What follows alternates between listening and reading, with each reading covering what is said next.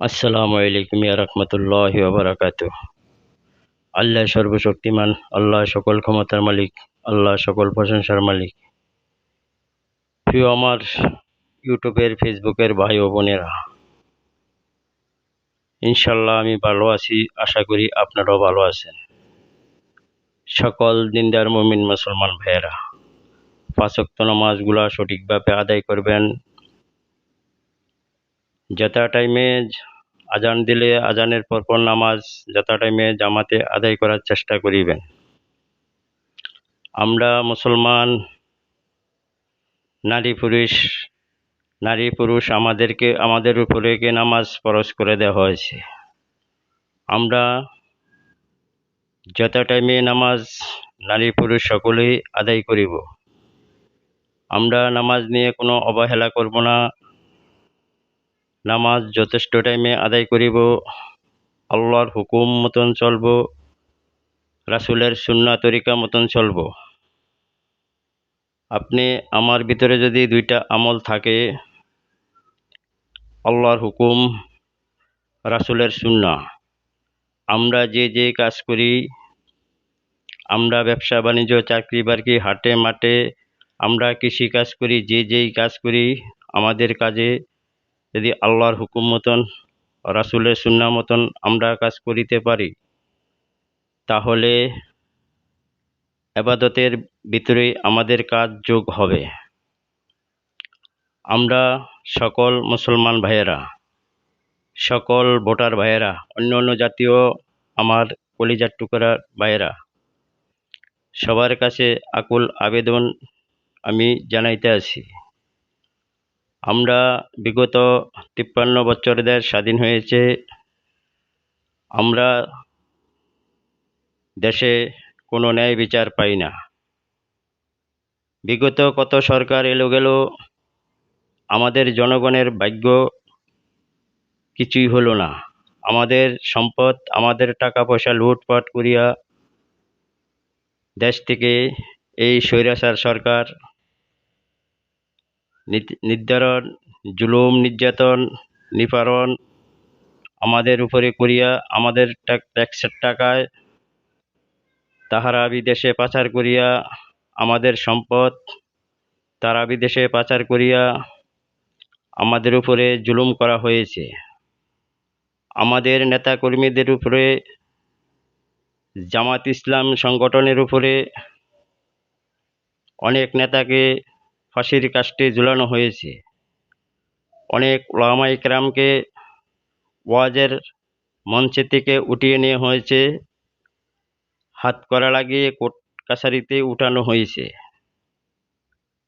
কোরআনের কথা বলতে গিয়ে অনেক উলামায়ে কেরাম তারা নির্যাতিত হয়েছে। অনেক উলামায়ে কেরাম তারা জেল খাটতে হয়েছে। অনেক উলামায়ে কেরাম তাদেরকে জীবন দিতে হয়েছে। ইসলামের কথা বলতে গিয়া, ন্যায় নীতির কথা বলতে গিয়া, লুটপাটের কথা বলতে গিয়া, দুর্নীতির বিরুদ্ধে কথা বলতে গিয়া আমাদের উপরে অনেক নির্যাতন নিপীড়ন করা হয়েছে। আমাদের পার্টি অফিসকে বন্ধ করে দেওয়া হয়েছে। জামাত ইসলামের নিবন্ধনকে বাদ করে দেওয়া হয়েছে। জামাত ইসলামকে সবচেয়ে বেশি ক্ষতিগ্রস্ত হয়েছে। জামাত ইসলামের উপরে এই সরকার অনেক নির্যাতন করেছে। এই শাসক সরকার জামাত ইসলামকে বিশ্বাস করে না। যদি ইসলাম বিশ্বাস করিত, তাহলে উলামায়ে কেরামদের উপরে এত নির্যাতন নিপীড়ন করত না। সকল ভাই ও বোনেরা, সকল ভোটারের কাছে আমার আকুল আবেদন, কোরআনের আইনে দেশ চলুক, আমরা সবাই চাই। সংসদ থেকে রান্নাঘর পর্যন্ত কোরআনের আইন চালু থাকুক, আমরা সবাই চাই। আমাদের পারিবারিক ব্যাপার, রাষ্ট্রীয় ব্যাপার, অফিস আদালতে কাজকাম, সকল কাজকাম কোরআনের আইনে দেশ চলুক, আমরা চাই। আমরা সকলে ন্যায় বিচার চাই। আমরা দেশের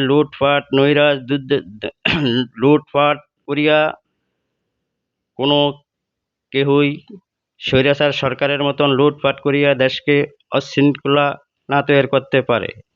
দেশের সম্পদ লুটিয়া ফুটিয়া তারা যে বেগমপাড়া এবং তারা বিদেশে টাকা পাচার করতে না পারে। দেশের সাধারণ মানুষের উপরে জুলুম করা হয়েছে, দ্রব্যমূল্যের দাম বেশি রাখা হয়েছে, মানুষ ন্যায় বিচার পায় না।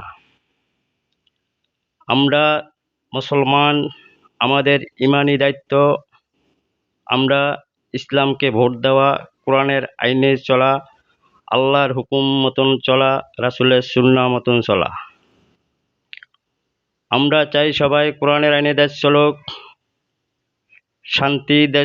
শান্তি শৃঙ্খলা ফিরিয়ে আসুক। কোরআনের আইনে যারা দেশ পরিচালনা করতে পারে, আপনারা দয়া করে তাকে ভোট দিবেন। সকল ভাই ও বোনেরা, নারীরা, ওলামায়ে কেরামরা আসলে নারীরা নিরাপত্তায় থাকবে, তাদেরকে মর্যাদা দেওয়া হবে।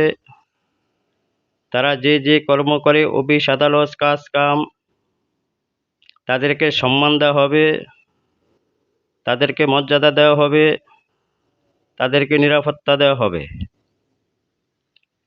কোনো নারীকে ঘরে আটকিয়ে রাখানো হবে না।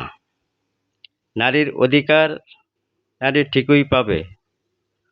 আপনারা বলবেন, কেউ কেউ বলবে যে ওলামায়ে কেরাম হুজুরেরা ক্ষমতায় আসলে নারীর স্বাধীনতা থাকবে না।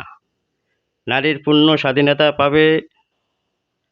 নারীরা নারীদের সম্মান বজিয়া নারীরা রাস্তাঘাটে বেরোবে, অফিস আদালত চাকরি বাকরি যাই কিছু করেন, আপনাদের সম্মান মতন আপনারা বেরোবেন।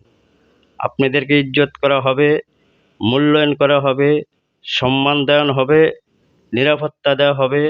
আপনাদের প্রতি কেউ ইফটিজিং, ধর্ষণ, কোনো ধরনের কার্যকলাপ করতে দেওয়া হবে না। আমরা চাই এই দেশে কেউ লুটপাট করিয়া দেশের সম্পদ পাচার করা, এটা আমরা কেউ চাই না। আমরা চাই এই দেশ সুন্দর চলুক, দেশের মানুষ সুন্দর চলুক, কোরআনের আইনে দেশ চলুক, দেশে ন্যায় বিচার প্রতিষ্ঠা হোক। আমাদের সকলেই আশা করি আমরা কোরআনের আইন চালু হলে, সংসদে কোরআনের আইন থাকলে, আপনাদের বাড়ি বাড়ি রাষ্ট্রিকভাবে কোরআনের আইন থাকলে এই দেশের রাহাজানি, লুটপাট, দুর্নীতি সবই বন্ধ হয়ে যাবে। সকল সন্ত্রাস বাহিনী, চাঁদাবাজি, লুটতরাজ, জায়গা দখল, এরা সব আস্তে আস্তে দেশের থেকে নির্মূল করে দেওয়া হবে। জামাত ইসলাম এরকম সংগঠন, তাহারা নিজেরা অন্যায় করবে না, কাউকে অন্যায় করতে দিবে না। নিজেরা দুর্নীতি করব না, কাউকে দুর্নীতি করতে দেবে না। আপনারা খোলা মনে একবার জামাত ইসলামকে ভোট দেন।